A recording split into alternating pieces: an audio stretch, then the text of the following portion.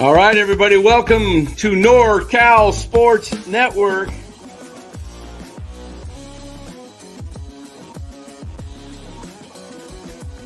And this is the same hat that Brock Purdy's dad wears. Chat loves it when Marty Lurie comes on. Anytime you lose a game this time of year, when you can't go backwards, it's a problem.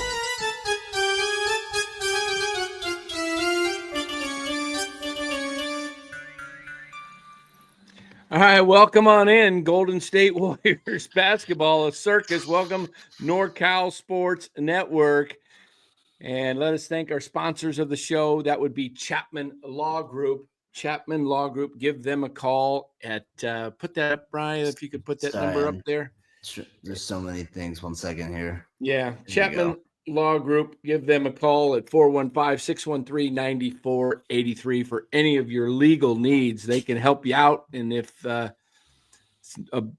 it's something they don't do, they will refer you to part of their network that they work with. So, and then we'll get to our other sponsor here in a little bit. Let's get more as people come in.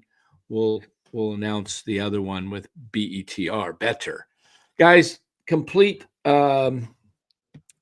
mess tonight. This team looks lost. They look like they need a major shakeup. Steph looked good for a while. Then he started shooting 35-footers. I think it was just we got down so much because the other. Anyways, I'll let you go on your monologue. But yeah, I don't know, just crazy. I mean, you're playing a team that was small, and you were getting inside. When you put slow-mo down in the center block, pass it to them, cuts off, easy layups, and they get back in the game. They're like within 2 points. I think it was 88, 86, 87, 85, something like that. And then what's that? They got it to one. Yeah. Did they get it to one? Okay. It was maybe one, it was 87, 86. And then they let the heat go off, and then they start shooting threes again, try and get back in it. Like, they shot a three, so we got to shoot a three to stay even. Right. Just take the best shots. They came down and shot a barrage of threes and just shot themselves right out of the game. That's all I got to say. Yeah, I completely agree. All I meant with Steph is I thought everyone else the whole game looked really bad, except Trace came through, towards the end of the second quarter, and then third and fourth quarter, Trace was pretty good. But besides that, it was really just Steph and Trace. No one else could score. If you actually add Steph and Trace's points together, that's 50 points. They scored 98 points. So Steph and Trace combined for more than half of the team's points. And that's not a recipe to beat any teams in the NBA. And I really think, the shot selection, even by Steph, wasn't the best down the stretch. But keep in mind, he did go to the hoop a couple times, Steph. He had that highlight play. I'm sure you saw where he acted like, so he did take two twos. He made both of them. So he actually went to the hoop more than Wiggins and a lot of these other guys who Kyle Anderson's three. I know we were down like 15 at that point, but it's like, it was just really unnecessary. And it kind of shows where the team's this is a problem. He goes, takes 30 seconds and breaks a three. Well, here's the problem. And I am a big Steve Kerr fan. Okay. I am not one of the guys out there that says Kerr's the problem. Perfect time. But here's the issue with Kerr. He tells the team, you got a 3-point shot and it's open, don't hesitate. Take it. And so that's what they do. Right. Hold on. Keep going. I got to do an email here. Yeah, I think, pretty much it's overall pretty ridiculous, the shot selection. And I think one last thing I'll say, and then I'll let Lou go on his turn. And then, basically I just think the team right now, it's pretty clear that no one else knows how to get their shot. And without Kuminga in the lineup, Lou was, I totally discounted it. I thought we'd be able to beat, the Kings or the Heat. I said we'd go 2-1 the next 3 games when we did a 3-game thing. And obviously that's not happening. We'll be lucky to get one win here, I think, right now without Kuminga. because and Lou mentioned it, and he was right. Without Kuminga, this team really doesn't have another scorer because it was really just the Steph and Kuminga show, and you had Trace, getting his 12 points, which was good, but an extra 5 points for Trace isn't really the impact that you need because one, you're still losing more points from Kuminga being out, and not just that, Kuminga's aggressiveness and just his constant, he goes to the hoop a lot. So it's really, gets a lot of penetration. And it's really important because our team is so, three happy that with Trace and Kuminga, those are your two guys that kind of are your inside presence. And without Kuminga in the lineup, I mean, I think Steph had the second most shots inside in the paint today. It was ridiculous. I don't know where Wiggins was today. Oh, Frank, nice. Let's add Frank in here too. Yeah, I don't know where Wiggins was today. He was really on, and this is a game you need Wiggins to show up in. And he's actually kind of been trending down lately, and I'm kind of worried he's getting a little lazy again, and we're going to have a little bit of a Wiggins fall off. And the team really can't afford that right now. You need Wiggins to step up in a game like this and at least get you 15. I think he had 9 points, if I remember correctly. You just had the box score up, but yeah, I believe it was 9 points. And, overall, just he had a terrible game. I mean, I'm looking at they have Steph's stats right now. Wiggins had 9. Yep. 9 points. Steph had 31 points, 11 of 22, 8 of 17 from 3, 7 rebounds, 2 blocks, 2 steals. I mean, what else do you? I know you're right. At the end, he chucked 2 threes, but I think he was just like, what? At that point, they were down 12, Dan. So I think he was just like, there's 3 minutes. I think he was just over it. He was like kind of over the team, just chucking. Well, threes. I think he was getting pissed. Did you see him? Yeah, he shot those. He shot those shots out of like frustration. He just said, "Screw it." Yeah, I don't think he was. I don't think he was. It was the other shots from everyone before that. I think was kind of the problem. I'm okay with Steph taking those shots, and if he wants to, that's his call. Well, I'm cool with Steph being the guy. If he wants to take some dumb threes at the end of the game, we lose a game. That is what it is. We can't have the whole team just chucking threes. You guys aren't Steph Curry, All right, before we get to Frank, welcome in, Frank. Sorry, I looked at the email and there was I had 2 emails in there. I hit the wrong one. I have one that somehow was with an N instead of .com. It was .con, and I know you're not a con, so. What's up, gentlemen? How you guys doing, man? Good. Lou, what was your take on this awful performance? Let me tell you something. This team is in worse shape than we think. 2 reasons. 9-game homestand. Some of the teams should have been easy wins. They went 3-6. Tonight, teams are going to realize this. Without Kuminga, I don't care about Bozo. I don't care about GP2. Every team's going to do the same thing that Miami did tonight. We have no outside shooting. Moody hasn't been playing because he can't shoot. Our bench is so pathetic. Every team's going to start playing his zone. Why? Because they're going to make sure Steph can get his 40, but he's going to have to work around. He's going to be double teamed. Steph was all around. He missed those last couple, but you should have seen how hard he had to work because nobody else can do anything else on this team. Nobody can shoot. There's no reason ever when you're at home playing a team that played double overtime the night before, you only shoot 5 free throws, and one of the free throws was actually on before a ball was placed inside. So you had 4 free throws the whole game. That's pathetic. That's like high school basketball. That might even be worse than WNBA. Okay, that was so ridiculous. They chuck, and that's fine. But look at the team that we have out. Our bench is so bad. They were all minus. Yeah, TJD scored. He had a good game tonight. He played. At least he showed up, but everybody else didn't. You go 14 for 50 for 3-pointers. That is absolutely out of control. The other thing is, I don't mind if you go 14 for 50, but it's not like you're getting every offensive rebound. Mm-hmm. They dominated. The other thing too is Miami tonight off the back-to-back nights did something that the Warriors did the first half of the season. They did the extra pass. So when that lead got down to 1, they did 2, 3, 4 passes. They had a wide open 3. Then what do? They realize the Warriors aren't playing great defense. They do the same play again, and that's when Steph fouled them, and they got a 4-point play. This is the only game I've ever excuse me, where Miami had 7 and 1s. And why? Because they took the ball to the hoop. They got fouled, and the ball went in. Against, it's just tonight, I don't know, guys. They're going on the road, and they'll be lucky to go 1-3. Because if you look, unless they get Vucevic. Yeah, you keep talking about Vucevic, but who are they going to give up to get Vucevic? Oh, they all these guys GP2? we don't want. All these guys I don't we think don't want. they're getting them. I think you guys are in serious trouble. I think what you should do is get a new sponsor. Maybe Wells Fargo Bank can take out a loan because you guys have no shot. Or ask the Chad. You guys are 18-18, and after tomorrow, we're going to be in 10th. Thank you. I'll take it from my wallet. I got $44. I don't need the loan, Lou. But I think I'm not super worried about it. The Warriors were in a worse spot at this point last year. We're about a month from the trade deadline. Let's talk in a month. Last year we had better people on the team. We don't. Who was better? Tell me. Let's go to Frank. Let's go to Frank. Yeah.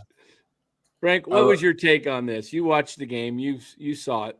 All right, let me read a tweet that I sent out today. Maybe some of you saw it and you didn't. Anyway, this is what I said. I'm sorry. Hold on. My bad, fellas. Oh, we could pull it up too. Okay. Here we goes. The Sacramento Kings versus Miami Heat was a blueprint for success or a potential beat down by the Miami Heat. If the Dubs try to outscore or don't match Miami's energy, they will take an L by double digits. Mm-hmm. This is another defensive game that will be won because of toughness and rebounding. Okay, there you go. Yeah. So, I mean, first and foremost, I have to acknowledge that it's not like these like the Warriors are not playing hard. They are playing hard. In the fourth quarter, if you look at these games and say, okay, we're going to play 3 quarters, they were down 2 points at the end of the third quarter. Why? Because they were playing defense, they were flying around, and they were trying. If this was a bad NBA team, they would have lost by 30 plus tonight. Yeah. All right? So these guys are actually playing. This is not fantasy basketball. And it takes a lot of energy to do what they're doing. Now, listen, Buddy Hield has been a disaster. Lindy Waters, beyond the Philly game, he has not looked like an NBA player for the past month. Steve Kerr's excuses of why he doesn't play Moses Moody is beyond me. Now, Moses Moody, I'm not saying he's playing great, but there's no way that this guy shouldn't be playing at least 25 minutes a game. Right. I mean, that's just absurd. Now, Dennis Schroeder, I've said it for a month. Got to go to the bench. Well, I mean, he doesn't have his family. No, you can't put him on the bench. You basically wrecked this guy's life. He's averaging I just mean for right now. With Kuminga being out, I think he'd run the offense well. No. Listen, he's in the last year of his contract. Right. These are professional players. You move in cross country. Oh, Dennis, we want to send you to the bench. You were starting for Brooklyn, averaging 18 and 8, but now we're going to put you in an offense that doesn't fit your skill set, and you can't play in it. So we're going to put you on the bench.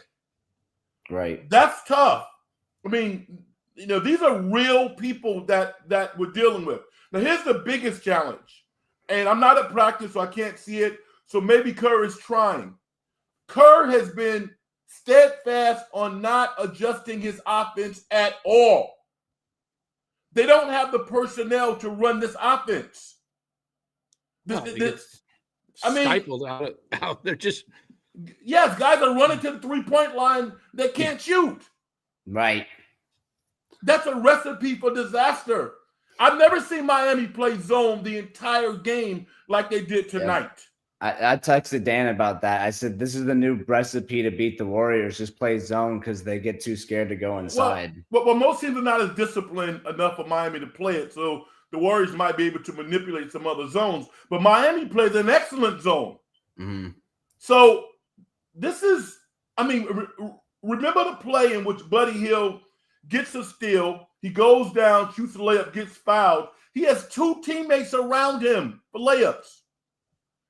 And Slow-Mo just kind of looked at him and just kind of walked away. It's like, yo, man. No one's talking about it, but pretty soon you're going to start hearing Mike Dunleavy Jr. or who, because this guy has a 2-year, $21 million guarantee. Buddy? Yes. Isn't he signed for 4 years? No, 3 or 4 years? no. I don't think it's 4.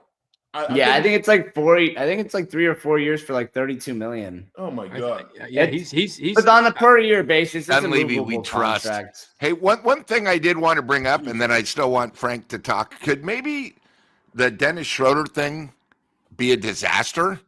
Except for one game, this might be a horrible trade. It's not working out. His 3 shot is so bizarre. He's not hitting, except for maybe a couple games. He's sort of like minus 12, minus 15 every game. Maybe when they make a trade, maybe he's the guy that needs to go because it's not working out with the system. I just wanted to bring that up. Frank, please go ahead.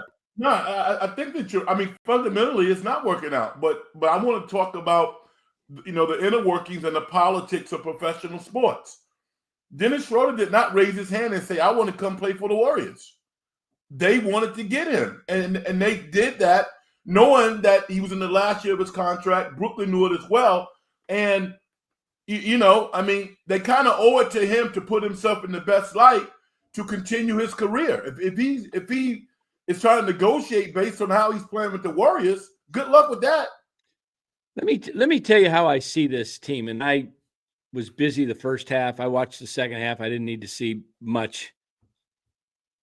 The thing with Schroeder is he's used to being the ball dominant guard.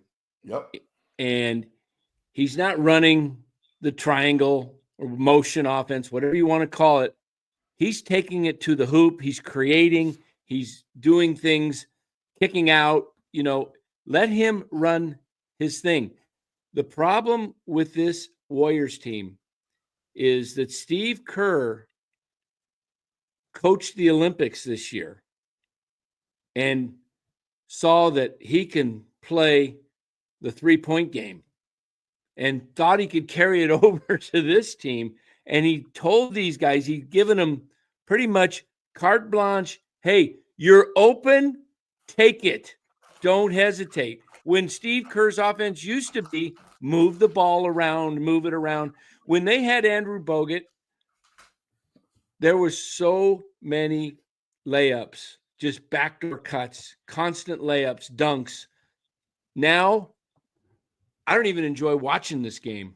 This game is just hoist, boom. I've counted a game a week ago where there was 10 straight threes taken between both teams. It was just like going down, boom, boom, boom, boom, hoist, shoot, bounce, boom. And it's like, what happened to basketball?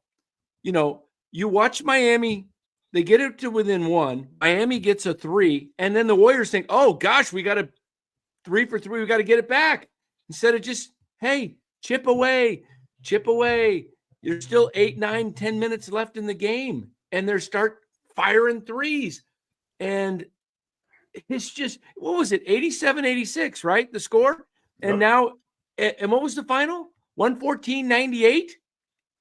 So the Warriors basically got 12 more points, and they got outrun 27-12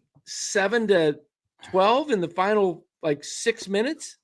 Yeah, a lot of that, about 3 of that minutes was garbage time. So it was just, it would have. They could have stayed, and they gave up. Once they got, and I understand it. But you're totally right about what you said. It was, they got, basically what happened is they hit 3 threes in a row. So then they got down 10 again. And at that point, the game was over because there was it wasn't really over, but then they came out of the timeout and then they hit another 3. And then it was down 13 with it was 4 minutes and some change. Steph chucks up another couple threes and then that was it. Well, shooting a 3 to get back into the game, I don't have an issue with it. But shooting a contested three is a problem. Yeah, the issue was when and you're totally right, Dan. The It's issue shot also was selection. it was It's shot when they got to one. What happened is you were totally right. He shot the Heat. I forget which Heat player it was. He makes a three.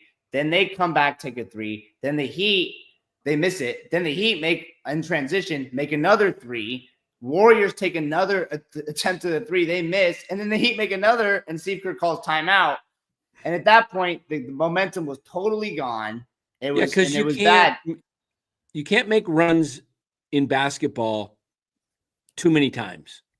Exactly. Frank, and we already Frank, had you done know it this a couple of times in the third quarter. You know this well, Frank, from playing. And when I play, you use a lot of energy to get back into the game. And then all of a sudden, when you get close and then they pull away again, it takes a lot out of you emotionally and physically. Yeah, you know, that's what like I try to like empathize with these guys, because again, it's not like they're not playing hard. Miami played last night, right? But Miami is young. Double overtime. The Warriors are an old team. The Warriors' best players are their oldest players, Stephen Curry and Draymond Green. Yeah, but what's sad is the old players looked fine tonight. Draymond had a good game. He almost had a triple-double. I thought he was fine. He didn't have a great game, but he was fine. And Steph looked good, I thought. No. Steph looked decent on offense. Defensively, Steph, we had a couple of steals. They were chasing. They were running around. That's a gimmick defense. I mean, he had four takeaways. I think that's good. I mean, I agree he didn't play good defense, but I still look think at his plus minus. I mean, the plus minus is going to be awful because I think the starters are just a bad unit. Wiggins, had 6 points, 7 points, or 9 points. Schroeder, 6? Well, look, let me say this, though. A lot of times when Steph Curry is scoring points, and I love Steph Curry. He can do no wrong to me. But even when he's scoring offensively, the energy that it takes for him to do that is alarming. He just doesn't have it. I mean, the Warriors are losing games because they don't have a whole lot of two-way players. They got a couple of defenders, and they play defense for a while, but offensively, they're terrible. Or if they play well offensively, defensively, they're getting cooked. They can't play perimeter defense. Slow-mo played pretty well tonight. They got issues, man. The only way the Warriors can beat teams is if they out-physical them, they out-rebound them, they slow the game down. They do everything that Steve Kerr does not want to do. And I think it's because he feels, well, you know what? If I change the offense, I change the reality of Stephen Curry. He's not Stephen Curry anymore. The fans won't watch that style of basketball. We don't want to play that way. Okay, fine. This is what you have. You went out and hedged your bets on Buddy Hield, and Buddy has been terrible. Lindy Waters, there's a reason why he hasn't played in the NBA yet. We don't know if Lindy Waters is an NBA player. We know he has NBA ability, but how does he deal with adversity? Not very well, it seems like, because it's one thing to be in a slump. There's something else not to perform like a pro. They got guys who are playing professional minutes who are not playing like professional players. And that's a recipe for disaster. These NBA teams are good. They're 3-9 or 3-6, but every team that they play is capable of beating you. They're good. So, right. Yeah, I hear you. I think you're 100% right. I think with some of these bad contracts, I know you and Lou have both been pretty negative on some of these signings. I mean, they're pretty movable in my opinion, especially like someone, like a Slow-Mo who Lou really dislikes. I know you don't dislike 14. He's only been in the NBA, 7 years? But he's There's a a very reason useful, why. I disagree, Lou. How is he useful? Here it is. We need him. He's not useful. I love Frank, Slow-Mo. don't you think Slow-Mo, another team would totally, if you wanted to Absolutely. trade Slow-Mo, they would swap Slow-Mo. Now, you might not get like a great package, but you could move Slow-Mo. Oh, yeah, you can move him. Now, Yeah, he I think you're not totally be, wrong about that, Lou. I mean, he might not be overly effective in any of some of those teams, but he's a net positive player. Yeah, he's not a. What do you think, Dan? Don't you think we could trade Slow-Mo? I wouldn't trade him. I like mean, slow mo. He's the I type like of him. guy you. If No, you I make don't the want to playoff- trade him. I'm just saying, like, we talk about these bad contracts. Yeah, you could trade him. You could trade If him. you make the playoffs, slow mo is the type of player you want because the game gets slowed down in the playoffs, and you need length and good defense. And slow mo is a guy that can play different positions. They just need to keep him off the 3-point line. They Yeah, just and need to. isn't it 8 million? And same with like Heald, right, Dan? Aren't they pretty cheap? Because we've Yeah, been looking Heald at is Jamerson 8. a lot. I got the contracts right here. Buddy Heald is making 8 point. Yeah, that's not even the mid-level. 7, Mid-level's almost 12. 8.8. And Kyle Anderson's the same. They both have the identical contract. Buddy's for 4 years, Kyle's for 3 years. Yeah, I think you can move Kyle for sure. Maybe not Buddy as easily, but I think you can move.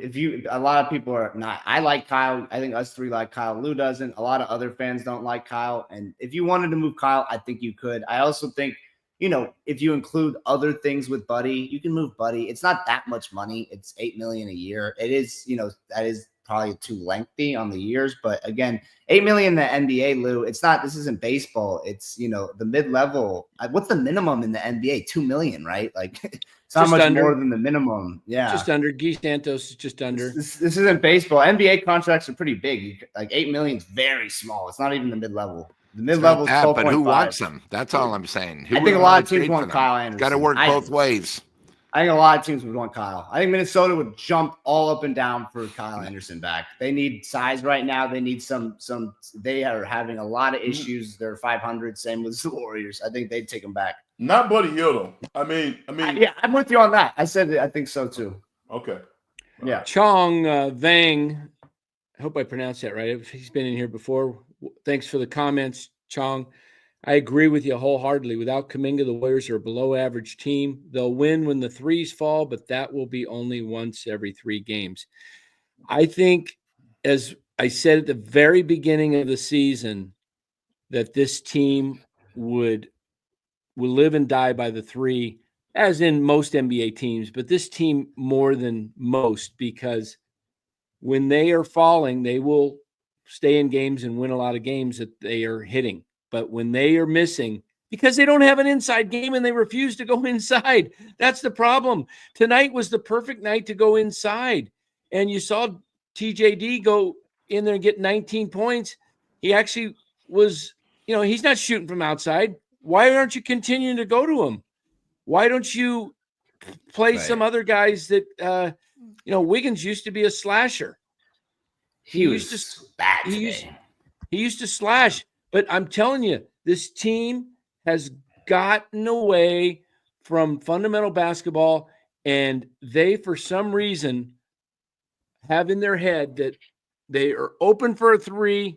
Don't hesitate. Take it. Because last year, remember, some guys hesitated to take 3s. And Steve Kerr, in fact, he told Kuminga this. Don't hesitate. If you're open, take the shot because you might not be open again. And so they constantly shoot 3s with 15 seconds left on the shot clock. I mean, it's interesting you say that, Dan. We talk a lot about situational football when we're talking about the 49ers. And I saw Wiggins. The Warriors were literally down like 1 or 2 points. He got the ball beyond the 3-point line. He was not balanced at all. Mm-hmm. I play basketball. That's the shot we're talking about. Yep. No triple threat, no assessment of the defense or the offense. He just got the ball. He shot it. He was off balance. It hit the side of the rim. Miami got the ball. They went down and knocked down a 3. Yeah, that's just bad basketball. What do you think about the shot right before that? Right after Steph took it inside, he had his layup. I think this is when we got it down to it. This is after. Anyways, we got it back down. This was one of the runs, and Buddy Hield takes this weird. He tries to do the moves after Steph did his moves, and he took this crazy 3, and he almost airballed it. And it's like those types of shots just can't happen when you're trying to make a comeback. It was like, and then you had Wiggins, and then you had Kyle Anderson taking a couple weird 3s. And I actually like slow-mo, but it's like, what do you think about all just the weird 3s, Frank? Because some of them feel forced. Like honestly, I mean, you got to say that that's part of coaching. I'm looking at Terry Stotts, and I'm like, yo, man, hey, listen. we shouldn't have to tell you how great Curry is every time we get ready to criticize him. We shouldn't have to do that. The reality is the team is taking their lead from Kerr from an offensive perspective. I don't get the sense that Terry Stotts or anybody else has any say-so on what they're doing offensively because they're playing non-conventional basketball based on who you have on the court. You don't have the personnel to do what you want to do. Right. Nobody's brought up, you know what? Klay Thompson would have been a hell of a lot better. Now, I get that he shouldn't be here, financial success and all that, but you think Klay would play worse than Buddy Hield or Lindy Waters? No way in hell. Yeah. Klay understands basketball. He understands spacing. That's some coaching things going on offensively that from Draymond Green's perspective, we're lucky that Draymond's not beating his head on the floor, man. You know how much basketball Draymond understands? And he and Stephen have to go out there and to deal with that? Yep, Frank, you nailed it. And you mentioned something that a lot of basketball fans probably don't even know what the term means if you said it, but you mentioned the triple threat. And as you watch this game, how many players don't even do the triple threat anymore?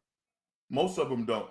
It's Jaime unbelievable. Jaime Jaquez Jr. does. That's why he's so damn good. Good player. I wish we were gonna draft him if you know that, right? I know. He was, He went 16. He went and we took 17. I'm so mad about that. I know that. Such a you bummer. don't take a winner from He would've been UCLA and instead you take a dud from Indiana. No, it wasn't a choice, Lou. We didn't have the option. Miami took it one pick earlier. Are you aware about how good he is? That he's third all time at UCLA in rebounds.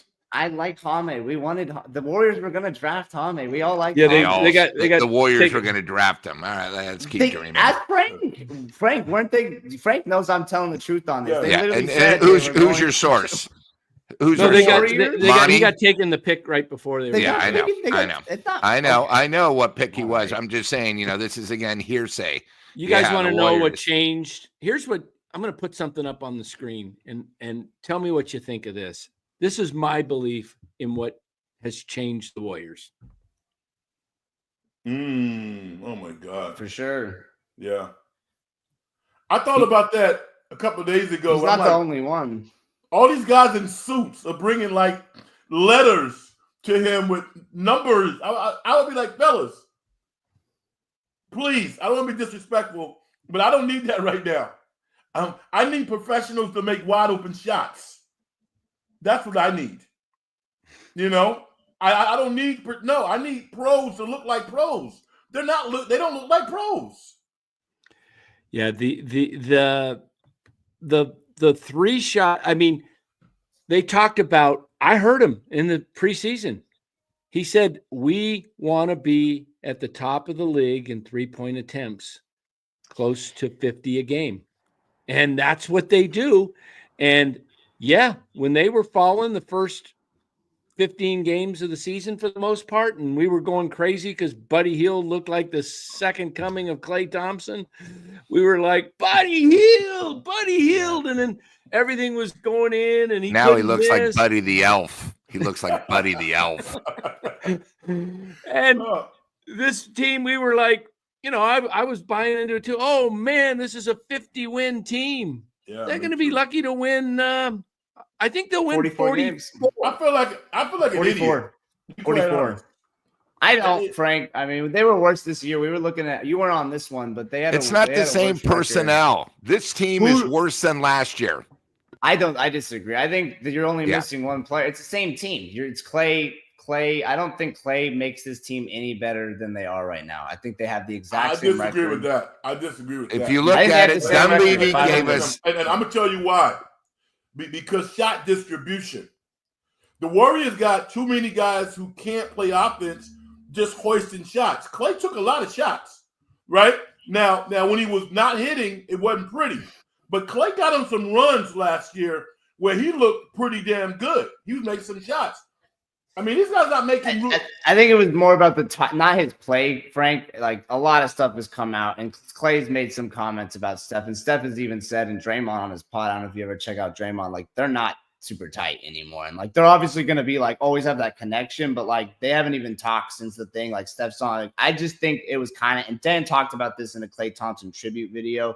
I'm not even talking about Clay's play. I don't think he's washed. I think he still could have helped like that. I just think it became kind of toxic. Kind of like with the Draymond and Poole thing, where you kind of were gonna have to. I respect that. I respect. They'll work it out. And I always will love Clay and appreciate Clay. They will work it out in their 40s. 100%. I just think Clay got mad because Steph didn't go to bat for him for his contract. Yeah, like Clay got butt hurt, and Clay got butt hurt. He got his feelings hurt, and he, that happens. That happens among friends, and especially if you're competitive, man. These guys are. Can I just say one thing, Dan? Go ahead, Lou. If Steve Kerr wanted us to shoot as many threes as possible, then you got to go to Dunleavy saying he did not give us the players to fit what Kerr wants. He gave us guys that can't shoot the three. Right now, and we've, NBA is all full of injuries. It happens, right? But, I think tonight, and Big Frank would say the same thing, I've never remembered a Warrior game where they only get 4 free throws. 4. That's almost impossible that to actually happen. This is the NBA where it's almost unheard of, especially at home. And then the other thing is, I think is, they might have not come in, and Frank talks about this. You got to be ready for every NBA game. They came in mindful. You know what? Sacramento played them tough. 2 overtimes. We're coming back 24 hours later. We didn't play. And like usual, if you're not ready from the moment the tip goes up, sort of like when they went against Sacramento, before you know it, they got blitz, you're going to get beat in the NBA. And that's why I keep saying when we go, we're now, they're going to fly probably tomorrow morning all the way to Detroit. They're going against a team that's won 5 in a row. They've won 6 in a row at home. The place will be rocking. And, Cunningham's going to be saying, oh, my God, I finally got the Warriors down. The other thing is, on this road trip, what are they going to do? Is Steph going to play both games? No. Because to tell you the truth, if he sits out against Detroit, the Warriors are going to get blasted. And if he plays, he's going to then sit out against Indy. Indy's finally turned the corner. They're going to get blasted. He's not playing against Indiana. Okay, so he'll play against Detroit. So it almost becomes Detroit like a must-win, or now you're going to have 4 straight L's, right. And it's going to be tough. It's on the NBA, so I just wanted to bring that up. Yeah, they need to make a trade now, like basically, because this you're right about that road trip, Lou. It's going to be tough, and you luckily, if you actually look at the standings right now, the Warriors are basically where they're at right before Frank came on the show a couple of shows ago. They're now, again, 2.5 out of the 4 seeds. So they haven't really lost much ground. They're pretty lucky about the West, beating each other up. It's crazy. The West is a bloodbath.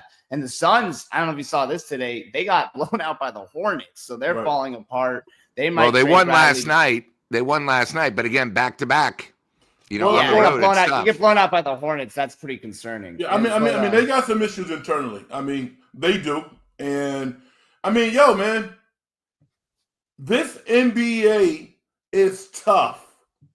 Yeah. It is hard as hell. And, hard league. And talent is a necessity towards winning. I know these teams market their players and, they want to make them superheroes. But let me tell you something. A lot of the guys who have played in the NBA or coaches now, I played against a lot of these guys before they were pros. So I played against them in high school. I played against them in college and all that stuff. Let me tell you something. It's not that big a difference from a pro and a guy who is a really good player over in Europe or playing in the G League.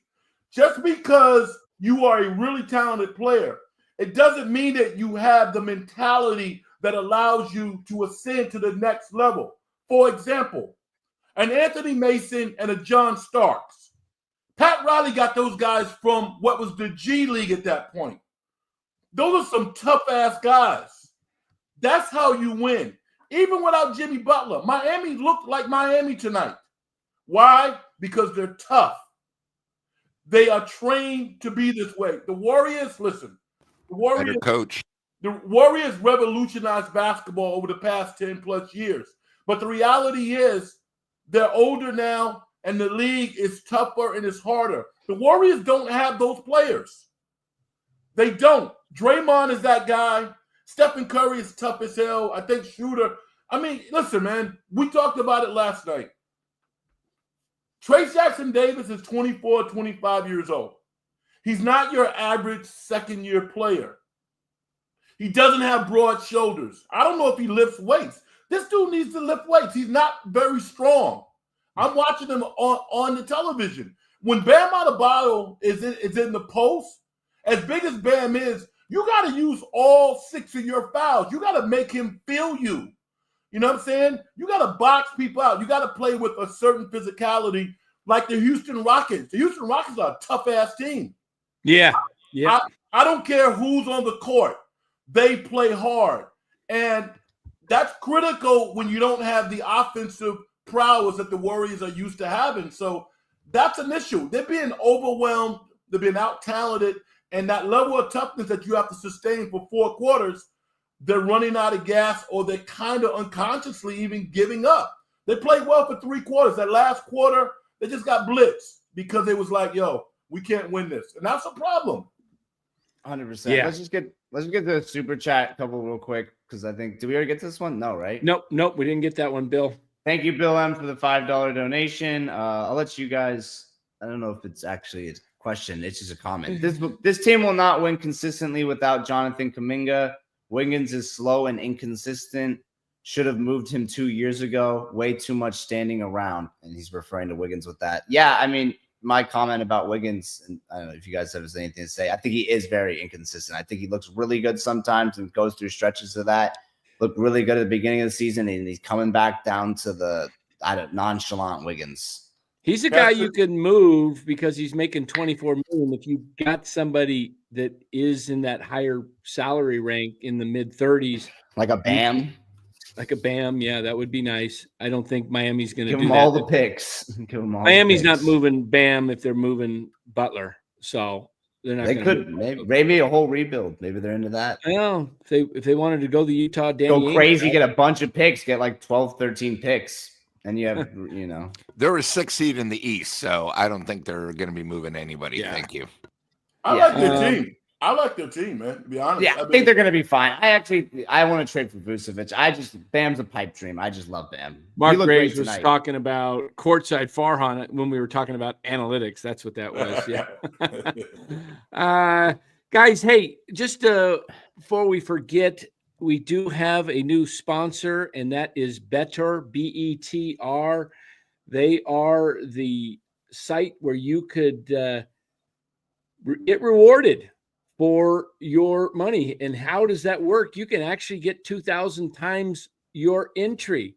That's right. Imagine turning a small play into a huge payday. And here's the best part. When you sign up for Better, BETR, go to the Better app, and the link is also in the chat at the beginning of the chat. One of the first ones. Yeah, it's pinned. You can it's pinned there, so you can click on the link. It'll take you right to the Better site, and you will get if you don't put that link in and you go to Better, put in the promo code NCSN for NorCal Sports Network, NCSN, and you'll get a first entry match up to $250, win or lose, plus a free pick to get you started. Don't miss out on this amazing opportunity to elevate your game. So go to Better and put the promo code in NCSN or click on the link and that'll take you to it. So go sign up. It's fun. We'll be doing picks on here going forward. We'll probably have some picks tomorrow. Yeah. And then, definitely. So we'll post that. And then real quick, Bill had another super chat. Don't want to forget it. He says, we probably could have drafted Jaime Jaquez if we wanted instead of Pods. Yeah, Bill, maybe that's what you were kind of referring to what I was saying. And I think Frank agrees. I don't know, but I'm pretty sure we would have drafted him. But anyways, yeah, I think appreciate your donation as always, Bill. I think you're right. I just want to take the time because I love this stuff, man. I'm all over the internet watching stuff and listening to people's opinions. I think NorCal Sports Network is like the website of the year, man. I mean, what? I mean, no, I mean, it's not a website. Frank, keep talking. Frank, my contract ends March 1st, and Dan and him are negotiating. So please. He's going to resign you. There you go. Thanks. No, I mean, no, but seriously, what you all have done is spectacular. I mean, you're really building an audience. Yeah, what, like 4,000 subscribers now? 4,300. Yeah, 4,300. Yeah, and a bunch of people every day. It's been a grind. That's amazing. But why is it happening? Because of the work you're putting in.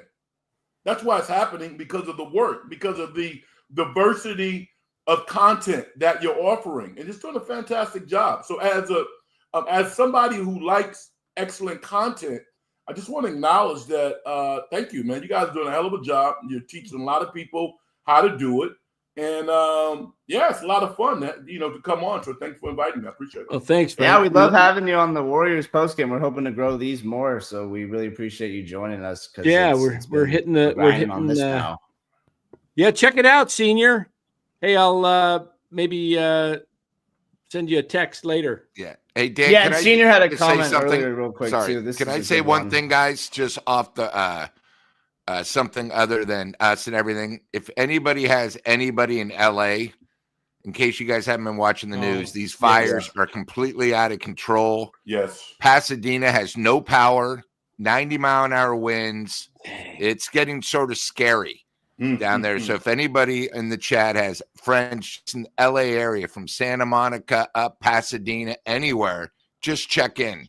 Because most of them, they have no power. Their cell phones is really their life right now. And, I just want to tell you, even though we're NorCal, we care about our neighbors down south. Absolutely. Yeah. Absolutely. Thank you for saying that, Lou.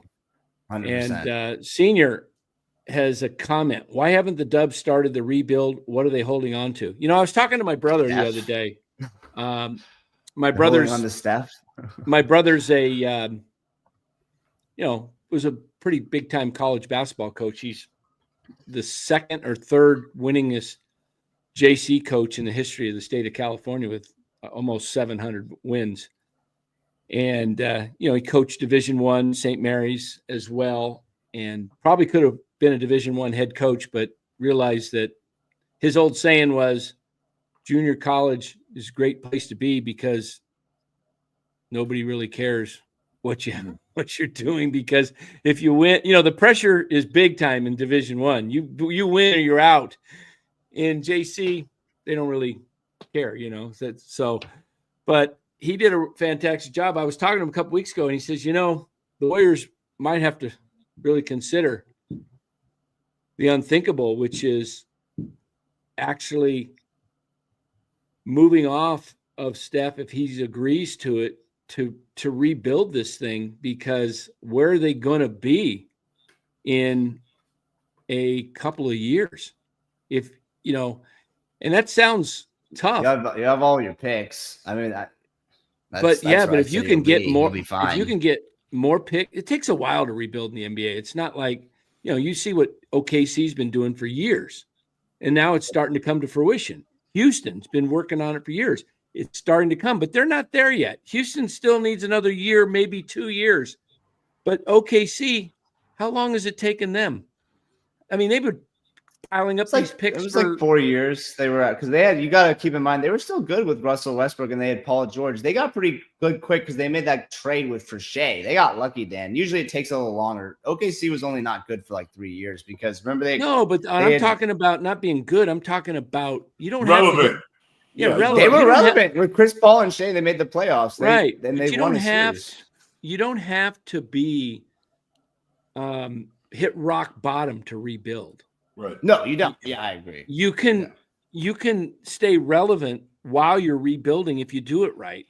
And I think the Warriors could do that because they do have their own picks, but they could also get more players. Look, I'm not suggesting you trade Steph Curry, but I am saying that if he wants to move on because he wants that fifth ring, I don't think Steph wants to go anywhere. I think he'd probably like to finish his career as a Golden State Warrior. And if he does, you owe it to him to let him do that. And you just have to bite the bullet and say, we can't move you even because you don't want to be moved. But if he wants to be moved, I think you do it. Here's the thing about that, Dan, and I totally agree with you. But here's the issue that fans don't really care about, and we don't mention a whole lot. It's the business side of it. Yeah. You know what I'm saying? I mean, Stephen Curry. Business move. I mean, you got Stephen Curry, the conglomerate. Stephen Curry, the basketball player. Jersey sales number one in the world. I think what you need to really maybe pause on the next time he's up for another extension for $75 million. I mean, you might want to go, yo, Steph, let's chill. You got a couple of more years.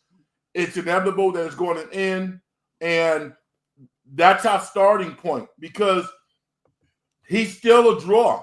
Yeah, he's got 2 more years after this. I think you build around him. I think you try to run this thing this year. Kuminga is going to be back. He's probably going to miss a month, maybe 5 weeks. He's still going to be back in mid-February. The playoffs don't start till April. So you're going to have 2 months of Kuminga down the stretch. And if you could get somebody else in here in the meantime, like a Vucevic, who is a 2010 guy, is a second scorer, then you just want to try and get into the playoffs. And if you get in, you can make a run then. Because they're going to get him. They're going to get him. Now, here's the thing, though. If they get him, they have to modify their offense. Because hoisting three-pointers uncontrollably is not going to help them. And that's why I love Vucevic. Real quick, I just want to say something about Vucevic. He's not, and people kind of, he's not a bruiser, and he's not going to give you the best defense, but he does go inside and gets most of his points inside. I'm looking at his stats yesterday. 8 of 11 from 2 for Vucevic yesterday. That would have been really nice today to have another 16 points inside with Trace. That would have given you 35. And then I think Steph had a couple inside points and then scattered, but. You have Vucevic, who is I think you're not as high, Frank, about Vucevic overall, but he is a good scorer. I think you agree with that. I mean, here's the thing about Vucevic, excuse me. My initial expectation from fans and for people was like, they thought he was going to come in and be a world beater. No. I mean, my thing was he's not somebody who's going to come in and change your reality. What he's going to do is help you get better. If you have expectations of him playing good offense and maybe average to okay defense, then they need to get him. But I don't want fans to be disappointed because the Western Conference has more prominent front court players, and he's a 25-minute guy on a really good team. So if you got him and Looney, or if you got him and TJD or whatever the case, he's looking good. That's a pretty good center combination. He's been hearing us complain. I agree, Bill, with your comment. I have no problem moving off of Green or Wiggins or. I'd trade Wiggins in a heartbeat. I would. If somebody wanted any one of those guys, and I was getting offered a better player that was going to make the team better, no question about it, I would do it. So, I think the other thing that was mentioned earlier, somebody mentioned, I don't know if it was Lou or Frank, about Mike Dunleavy and getting shooters. Who mentioned that? Yeah, that was me. Okay. I want to say something about Buddy Hield. He's the second, or actually I think he's second to Curry or first in the last 5 years in 3-point shots made. So I think he went out and got the right guy to make threes, but the problem is Buddy Hield just hasn't come through. It's not like he didn't get a proven 3-point shooter. Yeah. I mean, so totally right. You also can make the most, but what has his percentages been the last 3 years? Because Sacramento, he was a problem with Sacramento. I'll look it up. He was too inconsistent. I'm just saying. I got one comment about that also. And then one thing too, you guys keep thinking like this trade's going to happen. You guys got to remember one thing. Chicago's 17-18. They've won 3 in a row. They have, out of their next 6 games, they can go 4-2. So they said he was available. I understand that, but if we're going to get him, it's not going to be until the end of the month. So Let me We're gonna say have this. to deal with what we have. Go ahead, Let me Big say Frank. I'm being very honest. I don't talk to Billy about basketball stuff. All right, Billy Donovan, the coach of the Bulls. Billy and I are boys. All right.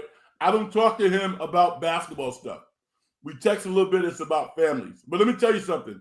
This is what I know about Billy. Billy Donovan is a hell of a basketball coach. He is a absolute gym rat. Yeah, I agree with you on that. He is a lifer. And let me tell you something. I've never met anybody who works harder than Billy. So what's happening in Chicago is management's probably like, Billy, when are you guys going to start sucking? And Billy is, I'm sure, in his mind, never, because he knows how to coach. Bill Simmons talked about that. He talked about that. Yeah, I mean, it's true because I know Billy. You're totally right. I mean, I know what he's made That's of. hilarious. So Chicago is like, yeah, we're gonna have to like trade Vukovic while Billy's sleeping or something. Otherwise, they're gonna keep winning games. Yep. You're 100% right. So no, Bill was talking about that. He said that the Bulls ownership must be pissed because they want the Bulls to suck and they're trying to trade off Zach LaVine and Vucevic and all these players and rebuild. And Billy Donovan's just too good. He is. He is. Why? It's funny that happens in the NFL sometimes, and like it'll just happen in sports where it's like the coach is too good, and then all of a sudden you just see all these players get shipped out because you're like winning too many. That happened with I think it was the Jazz a couple years ago, or it happened recently with one of these teams in the NBA again too, and it was like they just shipped off everyone because they're winning too many games. Oh, it was the Nets. The Nets coach this year. They started shipping off a bunch of players because they were winning all those games. They were over 500. Right. So I think Vukovic would do wonders for the Warriors. I mean, spiritually, I think he would kind of re-energize his guys because emotionally, they're very vulnerable right now. And they're trying to be civil. But champions, these guys are champions. Curry's ultimately, I don't know how many times champion. 8, 10, something. The expectation that these guys have is for you to go out and do your job. 9, I think.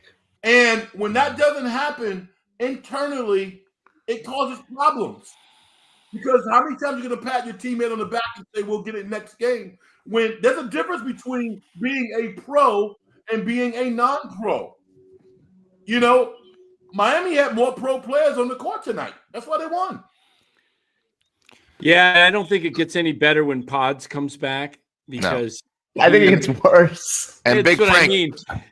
Big Frank, Miami, last time I looked, did play back-to-back, and they are missing probably their number 1 or 2 players, and they coach team. Warriors still got blasted by 16 at home. Better coach team. Yeah, I mean, I wasn't surprised by that, obviously. Because they're younger, because their mentality is different, because they lean defense as opposed to offense, and they got an ace, they got a secret weapon. They got a guy who they drafted at 15, who's probably a top 7 talent.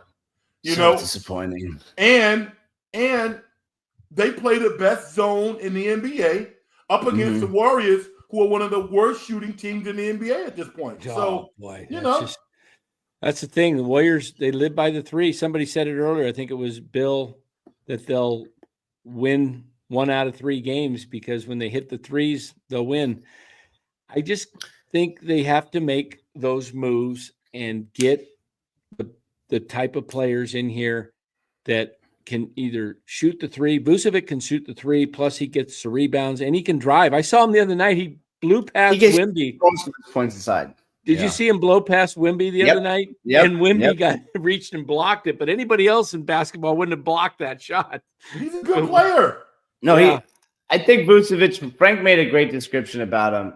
It's basically, everything Frank says is true. He's not a world beater like franchise changer, but he's a really solid player. And Frank, what he said about this team, and I completely agree with, and I've been saying all year, this team's not a bad team. It's just, it's not complete. And there's a lot of holes, and he doesn't fill all of them, but he definitely fills a size hole with one bigger player. Obviously, he's not going to fill all the gaps. He's only going to play so many minutes, but he does give you at least a consistent 25 to 35 minutes that you can play him in a game where you're going to get 10 rebounds from him every game. It's not like a dispute. He's always going to give you that. He's not always going to score 20 points, but he's like, I literally was going through his game log. I couldn't even find one where it wasn't like 9 or 10. This guy in his whole career, and you can pull up are you pulling up the standings? I'm just looking at the standings. Vucevic is crazy. So I just would like him for that too, Frank, and maybe you can speak on that, because there was a lot of times tonight we couldn't get any rebounds, and I know you mentioned that they were getting everything. Yeah.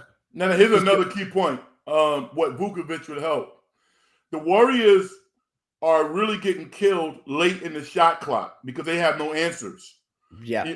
Steve Kerr is a great play designer. They got smart players. If they can coach their players up to, throw the ball inside at 7 seconds left in the shot clock, and you're going to get a quality shot. That's what Vucevic will give you. So he helps the Warriors get a lot better real quick if they can do it. Plus, he's a good pick and roll guy, so he helps Shooter get better.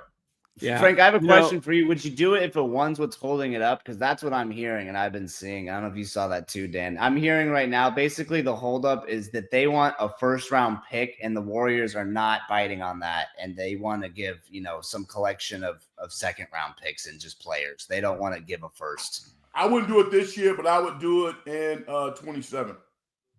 What's that? that? You're saying you wouldn't give this year's pick, but you would give a. Would you? Yeah. And it would be. You would protect. They're cool with the protected, is what I read. Is like I they would just give don't. They want a first. They just don't want a second. No, they think Vucevic is. Let me worth the first see. this year. Vucevic is signed though for next year, so I don't know if I think I would do it this year, because you know what, the first round pick you're going to get is going to be probably, if you in the lotto, it's going to be a late, 15th, 16th, right in there, or if you get into the playoffs with Vucevic, which you probably would, you're probably looking at a 20, 22. So I think you have to make the move as long as you have Steph right now. You can't wait. You can't wait on this guy. I would give it up either this year, next year. I would do it. Because you know what that allows you to do? It retains your players, so you can move some of those other players to somebody else and pick up another piece that would be willing to give you a 2. Yeah. Like maybe you can go give Pods up and get Cam Johnson for a 2. Because Cam Johnson, are you stop. out of your mind? I mean, not Cam, not The Cam, Nets. not For the Cam. Nets, that guy. Like, No. I mean, are you sending a bottle, Couture? Hold on, I got the wrong. I got the wrong. Moet also. All right. I got the wrong Johnson. I got the wrong Okay. Cam Johnson. okay. Thomas. Thomas, thank you, Thomas, the $4 million salary guy. Yeah, That's, I would Okay. if a first is what's holding it up right now. I'm on your same thing, Dan. I would do this year's first. You can give it to them unprotected. That's what I bite on that, and just say, hey, or not unprotected. Top 5. Obviously everything's always like top, but basically, so it's they can still have it be a lottery pick, but just so it's not top 5 or whatever. And I'd do it because I kind of agree with Dan. I think the draft's pretty top heavy this year. And I think the Warriors, even if they stay on pace, they're probably going to go 500. And that's not good enough to be like a super good player in this year's draft. So most likely want him to make the playoffs. So I meant I'm just saying Cam, worst comes to worst, Lou. I meant Brooklyn's Cam Thomas. He's only making $4 million a year. Pods is making 3.5. That's going to take you a first round pick though, too, Dan. No, not if you give up Pods, because if you give up Pods and a second, and Cam Thomas is a good player though. I don't like Cam Thomas. I don't like him for this team. Get I like him Kobe as a White. player, though. Get somebody here with some spirit. Get Kobe White if you're going to get anyone from the Bulls. Let's look at that real quick. What about Kobe White and Vucevic? What would that take? That gives you a dog. Let's see if we can Kobe do White. that. Again, remember, What do you think about Kobe White? they're only one game under Good- 500, and good they're 6 player. in the league. Kobe Good White's player. a stud. But He's they're finally not, coming Lou, into they're his not own. trying to be good. Frank just went on his little monologue about how they're only good because of his buddy coaching, and he's totally right. He comes from a winning program. Florida But they're- Gator they're tonight, gonna by the sell- way, they're going to sell off their players. the Florida Gators smoked the #1 team in the nation. Make sure you bet them to win it all. You can get 25-1. Thanks. I was You know, watching actually- that game. I was watching that game tonight, and like they named the court Billy Donovan. I mean, it's surreal. It's really surreal. They're like, People forget three Final Fours in a row. that's unbelievable. 4 years. Yep. What a great honor.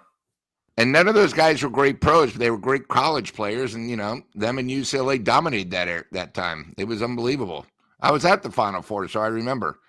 The Chop. Yeah, whatever. Get out of here. No Yeah, and Arizona then- like usual. Thank you.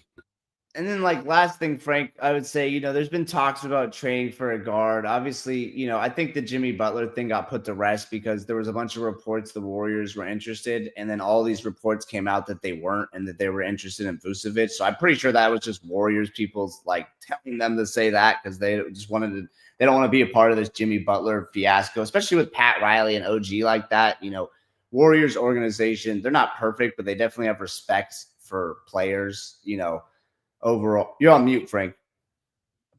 Jimmy Butler's going to Phoenix if he goes in. Yeah, don't you think for Bradley Beal it looks like, right? Yeah. Because Bradley Beal's like, oh, I'll go to Miami, and it's like in the NBA when all that stuff comes out, it's where there's smoke, there's fire. I've been watching that, not as long as you, but watching the NBA for 15 years now, and it's basically the same thing. When you hear this stuff coming out, almost like half the time it happens. It's you know what? I'm gonna tell you a team. Now here's the thing with regards to Bradley Beal. There probably is some type of 15% kicker or something like that if he waives his no trade. I mean, it's going to work to his benefit. Oh yeah, right? And like I'm looking at a team like Milwaukee. Keep your eye on Milwaukee. You know what I'm saying? Because everybody talks about all of the players who they love and so on and so forth. But if you got Bradley Beal, Damon Stoudemire, Giannis, and a couple of guys, I mean, you know what? You're pretty darn competitive. So I think ultimately Brad's going to move on from Phoenix. I don't think it's going to be Miami. But I think Jimmy Butler holds just as many cards because you know how these underground railroad things work. It seems like the fix is already in that if he opts out, he's going to get a contract from somebody. And it might not be a lot of teams, but I think Phoenix is willing to pay him because KD and D Book are joined at the hip. And you know what? Jimmy Butler, he kind of runs his course, but nobody's ever said that dude does not play hard. He plays hard. He has a level of toughness, and he's a winner. Yeah. So, Yeah, he is. He comes down in playoff time. But I'll tell you, we see Robert Boyd says no way on Kobe White. Well, Kobe White is now a Golden State Warrior because we just made the trade. There it is, baby. There it is. You give back Schroeder for White because basically they're kind of similar. So how's that drill? Vucevic and White, and then you give up Looney because you're getting Vucevic and you need that, dump that salary.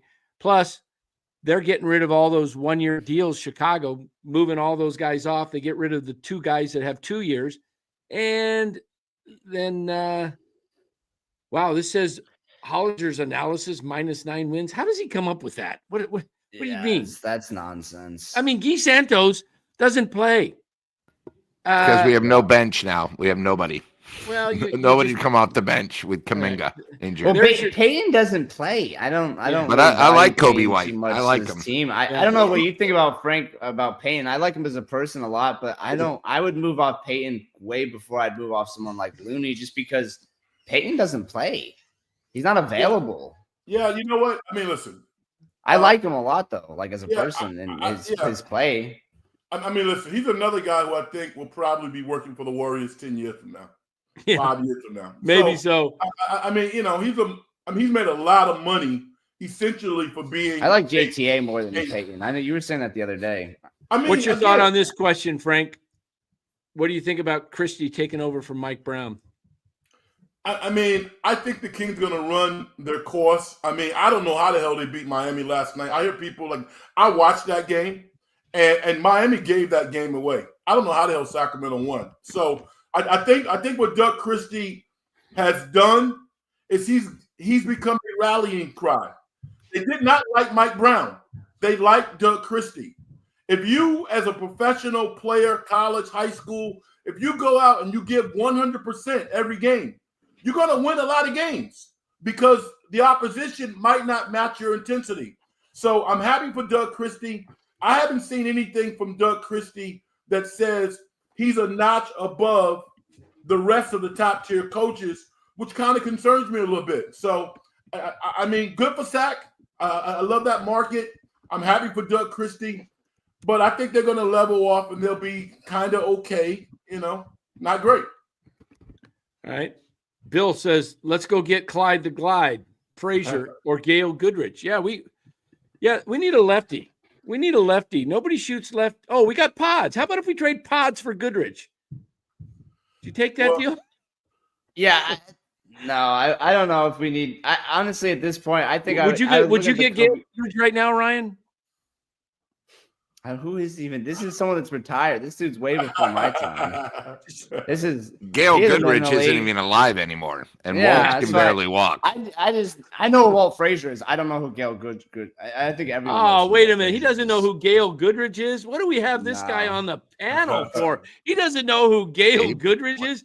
He played for the Lakers with the emblem. Come on, we gotta. Where'd he go? Oh, there he is. He moved over. I was clicking my camera. Anyways, yeah, no, I don't. I know a lot about the history of the NBA, but I don't know every single player that was before my time. You got to know the good guys, though. Yeah. Wasn't one of the ones. I know all Frazier, like I said. Him and Jerry West. Definitely not everyone knows Jerry West. I love Jerry West. Dan, why don't we look at the upcoming road schedule? Oh boy. Okay. Yikes.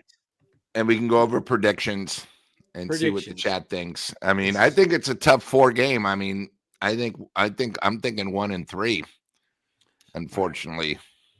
Let me bring up the schedule here, and we'll scroll through this.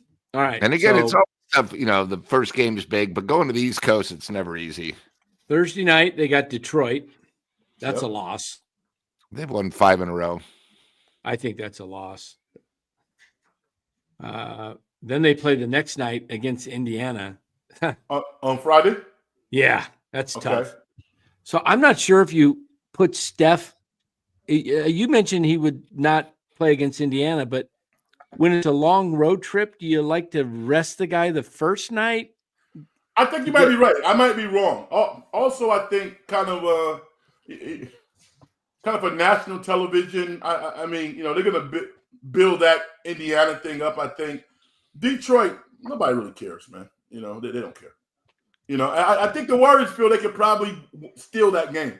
I think if Steph plays against Indiana, I think they can win that game. I think they can beat Detroit. They can, I honestly don't know if this team can be who are the I don't know if they could beat any of those teams right now. And I'm a big Warriors believer, but right now I think they might lose both of those games. Honestly. Who are the next games after Detroit and Indiana? Monday at Toronto. They should Toronto. Win you should win that game. Yep. Bill, our bets are safe because they don't count because an injury took place. So I took the injury little thing on the side with Better that says save my money. I'm out. And then they go to Minnesota. What happened to the schedule? Why did it stop after? Does it? Oh, I got to go to the next week. I took the injury pick, Bill. That's what it's called. As I was thinking. Let me go to the next week here. All right. So they had Toronto. Yeah, it's Charlotte's after Indiana, right? No, they go to Minnesota. Yes, that's right. Okay, we can probably beat Minnesota. We've played them without. Why am I not getting any further? I'm only getting to January. I don't know why you're laughing at that, Lou. We beat them once without Steph, once without Kuminga already. So I think we can. You got Detroit, Indiana, Toronto, and Minnesota. I think they go 2-2. Yeah, probably 1-3 for me at this point. I would say if they trade for Vucevic, 3-1 in that span. I think even if he doesn't play, I think if he doesn't play in one of the games, just the morale boost of the news and the thing, I think that it really energizes the team. Also, seeing people getting traded gets the guys who didn't get moved, who could be moved, playing a lot harder. And if they don't make a move for Vucevic on this road trip, they're going to lose 3 or 4. Yeah, that's where I'm at too right now. Boy, I think 12, they definitely beat. Starting off 12-3 seems Toronto. like it was 2 seasons ago, doesn't it? It does. It really does. What are they? 18-18. So they are 6-15 in their last 21 games. Yikes! Yeah. You know, it's funny. It's they've lost to a lot of the teams they should have been in there. Those 6 wins, like 3 of them are against really good teams, which is funny. It's like they can. And Frank talked about it's not that it's a bad team. This team is just kind of seems like it's broken. Like that's a good way to describe it. Losing Kuminga, this team is not. This team is below average, and Oh yeah, without going on the Kuminga, for road, sure. it could get a lot uglier. Yeah, that is the worst timing. I mean, Kuminga was playing the best basketball of his young career. He had turned a corner. He finally looked like he got out of Kerr's doghouse, and Kerr finally accepted the fact that he was the number 2 guy behind Curry on this team. He was putting him in crunch time, and he was basically saying, you know, Kuminga has to take over the game at times. And now he gets hurt. And I think, like Frank said, he's got his handlers. He's not coming back until he's 105% or 10%. Oh, no, he's not. I don't blame him.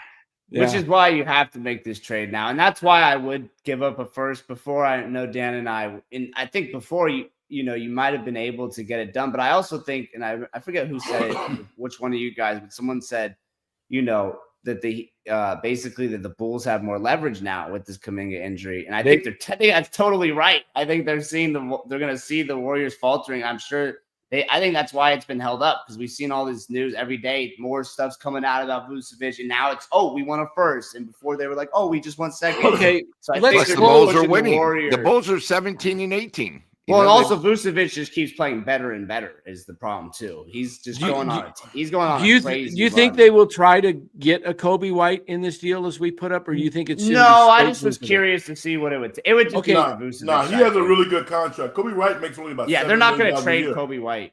So let's adjust this trade here and see if it would be just for Vucevic. Let's see if we do this. We need one more player. You know what? I think if you throw Pods into the deal, you might be able to get away with not doing the one. That's the clincher. You're right. That's the clincher. Pods, I don't think they want to trade Pods. They're like, they should. What is Chicago? That's the clincher. Not a first round pick. Getting rid of Bozo like they want him. Okay. There's the deal. Here's the deal right there. Bozo. Yeah, I think Johnny's right. They're in the picks. You still might have to do a number 1 there, but if you can convince them that Pods and 2 or 3 number 2s, they got Lonzo Ball, man. They got players. Chicago all of a sudden is not a horrible team anymore. They got Kobe White. They got Zach LaVine playing well. They got Vucevic, and they got Ball. I mean, they're gonna win some games because they can score. They can put points up. So they're not the same team that people looked at and go, "Yo, the Bulls suck." No, it's their defense. It's not their offense that's been hurting them. It's their defense. But if you watch, they've had 2 great wins. Yes, you know that game against San Antonio, they should have never have come back. No. And then I think they beat Boston. They beat Boston, and Boston was up like 16. Yeah. So when you go there, man, you know the new stadium is rocking again. Mark, we're doing this year's pick, Mark. Mark, you're talking oldest team, and you want to trade future picks. If they're twos, you can buy 2s. Lacob is willing to buy a second round pick. Oh, he does all the time. But if it's a 1 and it's this year, it's not going to be that great of a pick. It's going to be late after 15, and if they get Vucevic, they're likely to be in the 20s. Yeah, I mean, what do you think worse? I mean, lose, of course, under 44, but like betting aside, what do you think the worse this team goes? I would say this is a 500 team at worst. That's where I'm at with it. Maybe 1 game under. I don't think the pick's going to be that good like this year at all, because I think you have Steph on the team who really cares. You have Drake. They're not trying to lose games. They're gonna, even if this isn't the Warriors we know and love. I just don't think they're bad enough for this year's pick. I would not do is trade any picks far out. I would never do anything like that. I'm totally with everyone who says that. I think this team, and there's no one that I would want like that. And I don't think this team's good enough to do that. But if it's just they want 1 first round pick and I'm just a hypothetical and it's just this year, I would do it, because I think this year this team isn't bad enough where the pick's really going to be that great of a player. And I think Vucevic for 2 years might give you more value than this hypothetical one that could or could not be All right, good. there we go. Yeah, one how pick. it's gone. One pick just for next year, and that is a low round pick. And if that means you have to do something to get competitive during Curry's window, you have to do it, but not future ones after this year. It would be protected. They always protect them like top 5, like it wouldn't be if Steph got hurt in this hypothetical trade, we just didn't say it because it's not necessary, but it would be like top 5, Frank could tell you a little bit more about that. They always have these weird like rules in these picks. First round with a restriction or something. Hey, the one thing too is we keep talking about it. The Warriors still have a 7-game road trip, a 5-game road trip, and another 7. Well, that's 19 games plus this 4. That's 23. Did you say 7, 7, and 5? 7, 5, and 7 in the second half of the season. Now, my goodness, that's brutal. So I'm just saying, some of it's, you guys keep thinking there's a 500 team. This is what I think. With Kuminga out until the end of the month, the Warriors are not going to make a trade at all. It's going to be a last-second thing, right? And by that time, you're going to be looking that once the Warriors come back, it doesn't get any easier. I mean, the Celtics are going to be here. That game is going to be a blowout. We know that. They got to go to Sacramento. Then they're at home for the Bulls and then the Lakers. And for some reason, the Lakers tonight laid a huge egg because they played Dallas without their 2 best players. Dallas had lost 5 in a row, and Dallas beat them by 20 at LA. So, it's no. They were in Dallas. I was in Dallas without their 2 best players, and they got schooled. That's because they have a great coach and Kidd. He knew what he was doing. So, you guys keep thinking this team. I think they need to do something by Sunday, or I think we're in serious trouble. You can't go the whole month without Kuminga with a team that can't shoot, where now people tonight saw the game plan. What are you going to do? And Big Frank knows this. Let Curry score his 40. Nobody else is going to be able to score a combined 40. The Warriors are going to lose every game like that. If Curry has to bust his ass to get 40 and nobody else can give him 15, 2 guys, and they can't shoot, it's going to be a wrecking ball. His game is frustrating to me. Lou, can you hold on one sec? Yeah, is that Dunleavy on the phone talking to you? Oh, hold on. It says unidentified caller. Let's see. Hello. Yeah, Wells Fargo. What do you want, Wells Fargo? No, I don't need a loan. I have $44. I can afford $44. Thank you. I don't need a loan. Mm-hmm.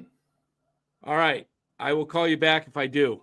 All right, there we go. And then Dan, what I'll do too is maybe after a tough road trip, if they go 0-4, they're calling back again. Hold on. I will maybe there'll be a buyout for you. Wait a minute. Who's watching this show? Hold on. Hello. Oh, Bank of America now is calling. Jeez, I'm not broke. We're doing fine. We don't need your money. Okay. Thank you. All right. Jeez, guys watching this show thinking we're falling apart because the Warriors are falling apart. That means they think I'm falling apart. It could be because of Bill's super chat he just sent. They have to go 26-20 to get to 43. They say the Warriors have one of the easiest schedules left, though. 43. Typo, Bill. That's a push. Wins. We have 18 wins, so that would be 44. There we go. Yeah. 26. I think that's 20. totally fine. I think totally doable. Yeah. Yeah, that's right. Only 44 6 and games 38. over 500 pace. Yeah, I got to see what they're going to do with the roster. I mean, if they make a trade that makes sense, then I can reevaluate this team. Right. What's numbing to me, again, like I was thinking about Mike, you guys might not know of him, maybe you do. I'm sure some of you guys do. Mike Fratello. When Mike Fratello was the coach of the Cleveland Cavaliers, they literally would just grind out wins. It was not pretty basketball. And I'm not saying you need to do a 180, but right now, I'm sorry? No, I'm sorry. I was telling Ryan. I'm sorry. Go ahead and put the chat in there, Ryan, real quick. But right now, the Warriors need to play a style of basketball that can win games. That is not necessarily stylistically how they want to play because they don't have the personnel to play their style right now. So, I'm not saying you need to make a drastic change, but you need to adjust because they're getting down early. I mean, when you're down 36-21, ball game against somebody good, you can't do that. Drive to the basket. The last thing I would do is have guys, Lindy Waters. Listen, I looked at it before we came on. Lindy Waters and Buddy Hield combined were 2 for 12 from 3-point range. That's unacceptable. Drive to the basket. Yeah, I just don't get it. I don't get it. They, unfortunately, driving to the basket, they've lost kind of their lob threat, one of them in Kuminga, who was great at that. Really, all you have left is Wiggins and Trace. TJD. They've got Trace had a good game. Yeah. Trace has got to not enough, though. It's not enough. Yeah. They've got to definitely get like you said, Frank, I don't understand this drive to the what were we taught when we were playing? If your shot ain't falling, get to the hoop and get an easy one and try and get to the foul line. Get your stroke back. I mean, listen, a really good college player. I mean, a good college player would make some of the shots that the Warriors are missing right now. So it's from the neck up.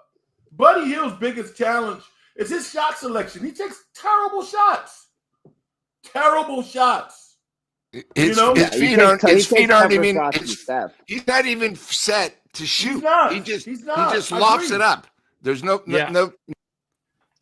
We got a guest coming in here. D Loading. Welcome to NorCal Sports Network Warriors postgame show. What is on your mind? Yo, I don't know. I just had can you guys hear me? Yes. Yeah. All right. Sound good. I just had a few things because they obviously need to make a move. This team is completely broken. It's just not working. But I'm kind of confused on the hesitancy to involve some of these like future draft picks and young guys into moves because I mean they kind of have the similar issue like the Giants. What is shown that they're capable of even drafting good talent in these drafts and like keeping these future first or second round picks? I just don't even have faith in them to even get good guys out of the draft. So why not get a player? Why don't you? That makes sense. Why don't you have faith though? Because they just haven't shown me that they're able to develop or even draft good guys. I mean, well, they they drafted Jordan Poole late in the first round. Yeah, so, you know what I'm saying? Podge was rookie of the year. So I mean, it's like, I mean, the Warriors' problem is developing players, not drafting players. Yeah, but that goes hand in hand. No, it doesn't. It doesn't. That's philosophical. I mean, like for example, I mean, if you go back to the Kuminga draft, the Warriors would have drafted Josh Giddey. Believe it or not, they like Josh Giddey more. I believe that. Kuminga has turned out to be the better player, but his progress has been slow because of how they have brought him along. I would even say the same thing for Moses Moody. Moses Moody is a decent player. They have not developed him. So I disagree with you a little bit, but I understand your point. Their problem is player development, not drafting players. I don't think. Yeah, and I'm not going to disagree with you. I totally get what you're saying. The thing with Moody, I still just I can't understand how he's getting less minutes or like he can't find playing time over like Lindy Waters. I totally agree with you. Pat Spencer. I just don't even understand it. I totally agree with you. I disagree with Johnson Weaver. I mean, I'll go over a few good picks that I think were good picks. I think Jonathan Kuminga was totally good value for the pick. We could have maybe drafted a few better players, but I think he was still a good player. I think he's going to be an all-star, and I think he's a good player. There wasn't much after him that was better. No, there's a few better players. I mean, Tyrese Maxey, but you wouldn't have taken Maxey there. Or it was like, there's a few. Wagner at 8 would have been a good pick. Wagner at 8 would have been a good pick. Yeah, I thought they were going to take Franz Wagner. Yeah. Right. I think Kuminga might be as good as Zindon like by the end of the season. So I think Kuminga just took some time. I think Kuminga was a good pick. I think Jordan Poole was a really good pick at that spot. I know he hasn't been, the best player. Keep in mind though, Jordan Poole was a big instrument. I mean, not instrument. He was very instrumental to that championship. He was really big when Steph was out. Right before, if you guys remember, Steph was missed right before the playoffs. He was solid until the punch. He was solid until the punch. Poole is Yeah, so probably I the think third most important piece on that championship team. Totally agree. And I think if that people forget, he started in that Nuggets series, because Steph was like, I'll come off the bench. I think, yeah, he's not still with us, but I do think Poole.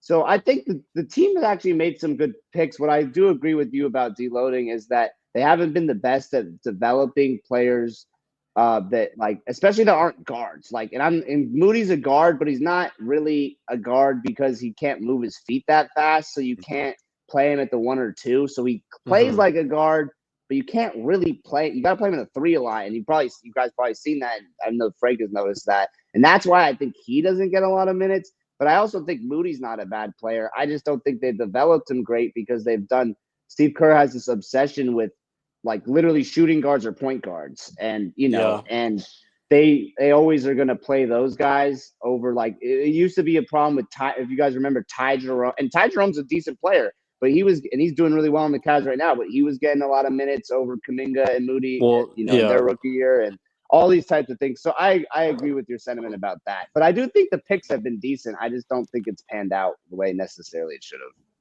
I mean, the Warriors historically have just gotten off of players. Go ahead, Lou. I'm sorry. I was just going to say something. If you just go back, two things happened. 2020 was a bust with Wiseman and Nico Mannion. That's a bust. Nico went to Europe. That really held us back because, when you think about it, when you go with a pick where neither guy actually performs, right, and it was a first and a second round pick, when you see guys like Kobe White, he got drafted where it takes 3 or 4 years. Same thing with Kuminga. When you go a complete bust in one draft, it affects 2 or 3 years of bad drafting because now you don't have guys to go. They're in the D League and all this. And then you just look just recently, all right, last year, Quentin Post, okay. The year before, Bozo, by the way, Bozo wasn't rookie of the year. He got 4 votes. He was on the rookie team, but he wasn't rookie of the year. I just want to point that out. Yeah, he meant first team all rookie as well. Okay. Lou, I hate to interrupt you, but 2022 is just as bad as well. I was just going to bring that up, and then you got 2022, you had Patrick Baldwin, Ryan Rollins. Those Bob Myers picks though, so I think but he was an assistant back then. He joined the Warriors. They moved up a Ryan Rollins. Ryan Rollins is on the bench for Milwaukee. This kid, he's not a good player. I know, but I'm saying, but he might be a decent player. They just kind of they don't develop players. I think the guys we got to realize what's wrong with our D League players. Developing. If they're not going to be on the pro thing, they go to the D League for the D League Warriors, the Santa Cruz Warriors. Then maybe that's a problem. But there is a problem. I think, deloading brings up a good point. I think they got, when you think about it, they got very lucky with Kuminga. Thank God it worked out after the year where they had Wiseman and, that just didn't work out. And then, of course, Nico, and I take the blame. He was from Arizona, only 1 year. I wasn't a huge fan of him, but they went for it. It was sort of a late pick and another guard they didn't need, but it all adds up. I mean, these guys they're not making the team better. And, when you need draft picks, you got to at least get one guy every other year. So with your team, by the time our veterans move, sort of like what the Dodgers do, they're thinking of the future. You have to draft for the future. So you go, I look at the Boston Celtics now. They have their big 2 that signed the money, but my God, their best player this year, with the most 3, comes out of Oregon, 5-year player. He now is like a 3-point wizard, and unfortunately, we don't have any of those guys that are stepping up when the team really needs them. That's all. No, the Peyton Pritchard is balling. It's out. And I mean, here's a perfect example. You can say what you want to say about Miami. Damn near every player who played for Miami tonight in a pivotal role was drafted by Miami. Regardless if it was in the first round or second round, they're all their players. You know what I'm saying? So player development has been an issue for the Warriors. It really has. But I agree. Yeah, 100%. Sorry, go ahead. No, you go. I was just saying I agree. I was just gonna say, like, their coach also has the ability to just get everybody up and playing well, like no matter who's coming in. I could go on an hour-long rant about Steve Kerr, but who says even if they do trade for like all these players, all these different guys you guys have talked about they could possibly trade for, who says he even plays them right?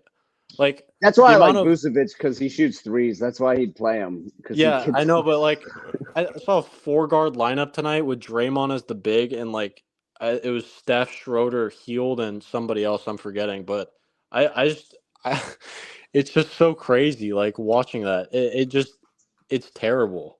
Hey, we have one more possible guest to bring in the house, and you guys want to have him here? Bring him in. He's everywhere. He is everywhere. He's supposed to be the last thing we do before we go off the air. Is he ready? Is he wearing the mask? Oh, he just left. He just left. He was in there. All right. Rainbow Man. Chardal, we were going to bring you on in, but Rainbow Man has just stepped out. Hey, deloading. I have a question for deloading. Do you think the NBA this year has passed Steve Kerr in his coaching philosophy? Yeah. I think the NBA has passed Steve Kerr since 2020, to be honest. I think 2022 was a miracle year that everything fit into place and worked perfectly well. But 2020, 2021, last year, and 2023 all playing. Besides 2023, Lakers when first. We won Lakers. the first round. Yeah, because of Steph. Well, that was because of Steph. Because of Steph. Crazy. I think that year, them not trading for anybody and helping out that roster was a complete disservice to him. That was like the last big year for Steph, I feel like, even though Clay was really good that year still at a great level. But I haven't liked Steve Kerr for a while. I just don't think his offense fits. He hasn't revolutionized it at all. He's running an old offense that everybody knows what's happening. It's the same thing. Yeah, I agree. Real quick on that, T. I completely agree. I think also, real quick on that, something that people haven't talked about with that run when we did make it was what really went well that season was Jordan Poole completely broke out, was really helping when Clay, was injured. And then Clay came in and he was really good. Steph gets hurt and everything just kind of worked out, the timing. And I completely agree with you that it was we got also with something people completely discount. We got really lucky with that first round matchup because it was Jokic and nobody else, because Murray had, gone, it was late in the season against us. He tore his ACL. So he was out. And then Michael Porter Jr. had some back issue. So we got pretty lucky because I honestly think Nuggets healthy take us out. We never even get past the first round. I think Porter only played like 3 games that whole year. He was injured the whole year. So I mean, it was the whole year. I think he had another back issue. But either way, my point is, I think totally right, deloading, that, Steve Kerr has gone caught up to because he, this team's been a play-in team type team except that 1 year. And, I think basically the issue is everyone shoots a bunch of threes now. And we don't have and Frank talked about this, we don't have the personnel to run what Steve wants to run. And Steve hasn't realized that. Well, also, I like Steve, but that's what he needs to do. Sounds like Coach Shanahan. Yeah, the motion offense is just ancient, and when you have no other guys on the roster that instill fear into the other team, everybody knows the ball's going low post. They're setting off ball for Steph. Nobody's worried about anybody else on the court, and that just allows them to focus 2-3 guys on Steph at a time because they're not worried about anybody else producing on the team, and it just doesn't work anymore. You bring up some good points, D-Loading. Yeah, absolutely. Yeah. And Chardal says he was backstage, but he's gone. Chardal, come on in, Rainbow Man. He's got his sign and everything. We'll end off here with Chardal. All right. Hey, deloading, man. Thanks for joining. You make some great points. Appreciate deloading. You're welcome to come on again. You're always welcome. Post game, just let us know, and we'll shoot you the link. I've been watching for a while. Sometimes I get fired up in the chat, but it's just because I'm pissed off at the Giants and Warriors. So no, we're the same way. I see you in the I see you in the Giants chat all the time. It's just we appreciate you joining the Warriors when we're trying to build same it way. up. Yep. All right, shout you All right, guys out. appreciate it. Peace. All right, thanks, deloading. All right, where's Chardal? He's here. All right, let me Let's bring see him in. Here.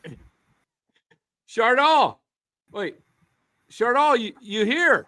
Hey, Dan, I'm here. All right, let me get the banner up for you. What happened to it? I had my banner. There it is. You got your sign? Chardal, we can't hear you. Chardal, do you have the sign? Chardal, every time, man. I got the sign ready. All right, let's see it. Put it in front of your face. Here, let's take everyone else off the screen real quick. We'll take Rain. Come on, Rain. You remember this guy, Frank Redmo? Where'd Frank go? Hold on. Frank, Gentlemen, you remember Rainbow Man? Hey, Frank, I'm Rainbow Man. Look. absolutely. Look, Gentlemen, I'm Rainbow. Look. 11 o'clock about to bounce. All right, so we're going to. Appreciate it, Frank. Look, I have my sign ready. Let me see it, Chardal. Hurry up. You see it?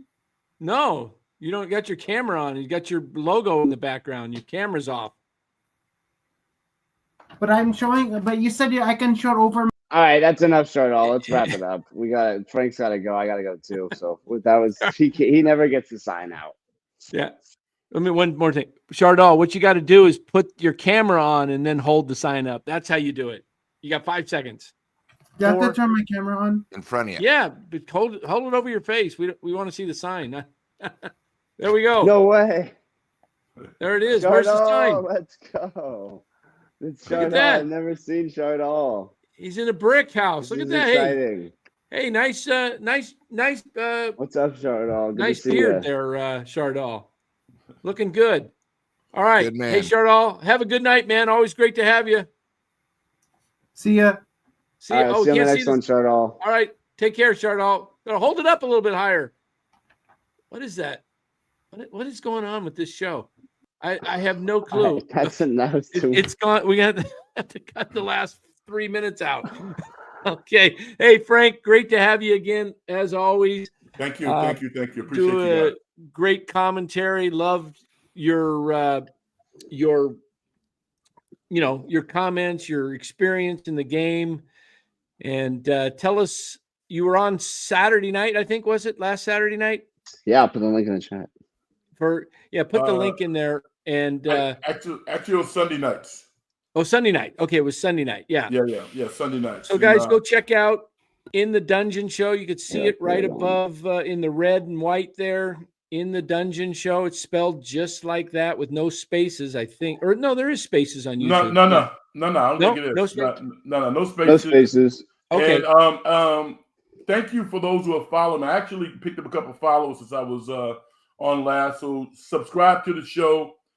Follow me on X as well at Big Frank Red. And thank you, gentlemen. I appreciate you guys. I'm gonna say good night. Take care. Yeah. All right, Have Frank. a good one, Thanks, Frank. See you. Thanks, Frank.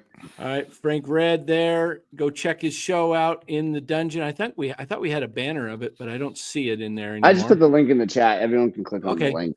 All right, guys. What is this? So yeah, just click on the Oh, link in the hit chat. the Check out wrong Frank. button. It's a hyperlink to his channel. Guys, we will be back. When are we back? What's tomorrow night? Wednesday? No basketball. No basketball tomorrow. We will be back for the Warriors on Thursday. If you guys want to see some baseball and Giants talk, we will be going live.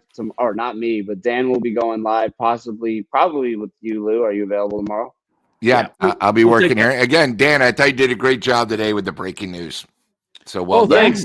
I know you beat Krug, and Yeah, that's, make sure that's what makes NorCal Sports Network special first I got a good- on the Make scene. sure you True. check out those Verlander videos if you haven't yet, guys. We have the breaking news live. If you want a little bit of a longer version, that one's a little bit over an hour. And if you want kind of a shortened, condensed version, instant reaction from Dan, 6 minutes, we also got that out.